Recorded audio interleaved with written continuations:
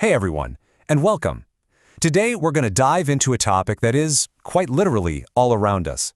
We're talking about the hidden rhythm of the universe, the simple physics behind everything that wiggles, vibrates, and makes waves. Let's jump right in. So, to get our minds warmed up, I've got a little puzzle for you. What do these two things have in common? On the left, you've got the steady, rhythmic swing of a pendulum in an old clock. And on the right, those beautiful, spreading ripples you see when a single drop hits the water. So what's the link? Well, they both operate on the exact same fundamental principle, a hidden rhythm of oscillation that powers our world.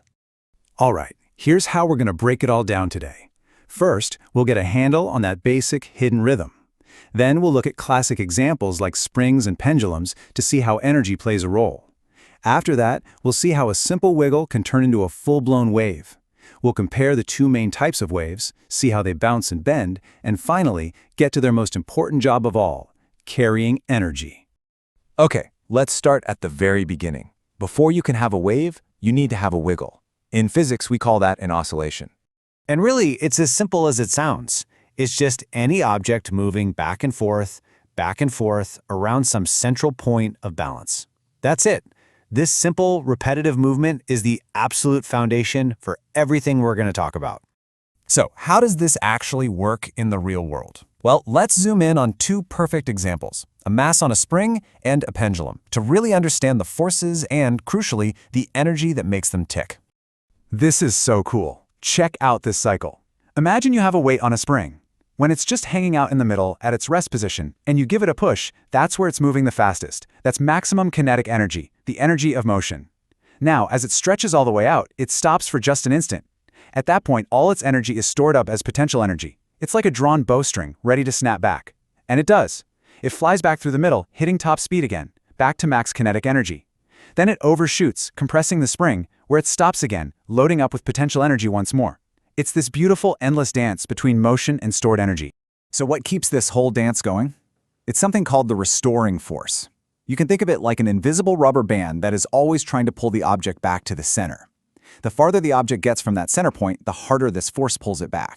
And it's the exact same idea for a pendulum. As the bob swings up and away from the bottom, gravity provides that restoring force, constantly tugging it back towards the center. You can even see it in the diagram. That force is always pointing back to the middle. That's what creates that perfect, predictable swing. Okay, so we get how a single thing can wiggle back and forth. But how does that one little oscillation in one spot create a wave that can travel all the way across a pond? How do we go from a local wiggle to a traveling wave? This ripple tank shows it perfectly.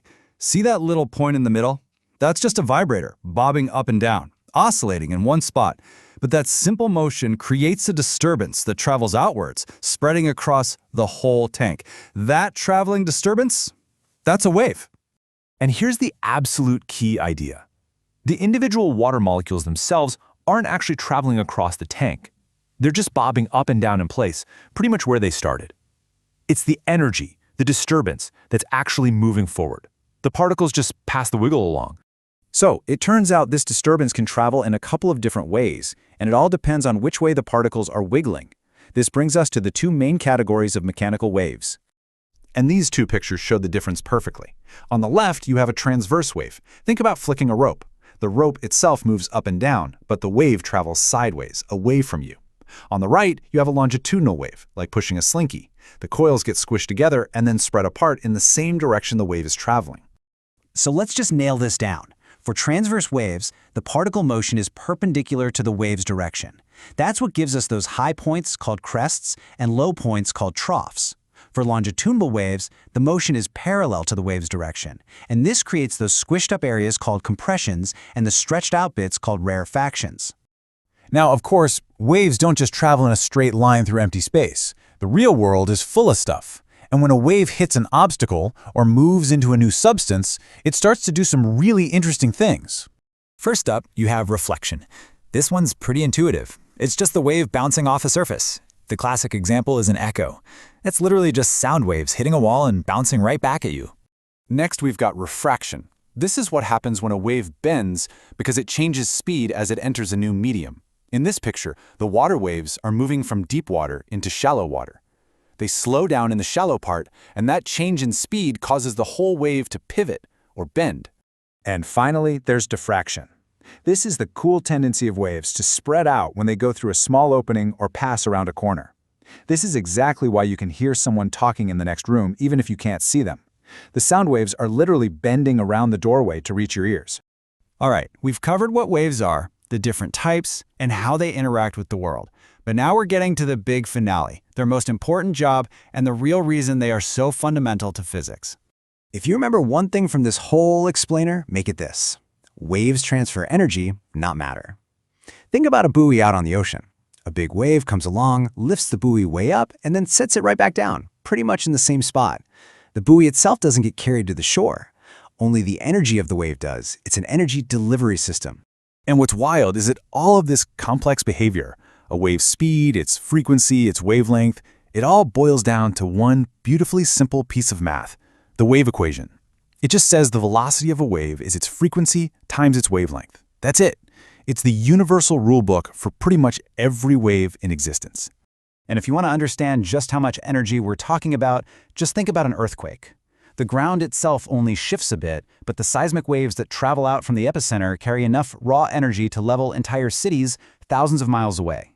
It is a terrifying and awe-inspiring example of waves as energy carriers.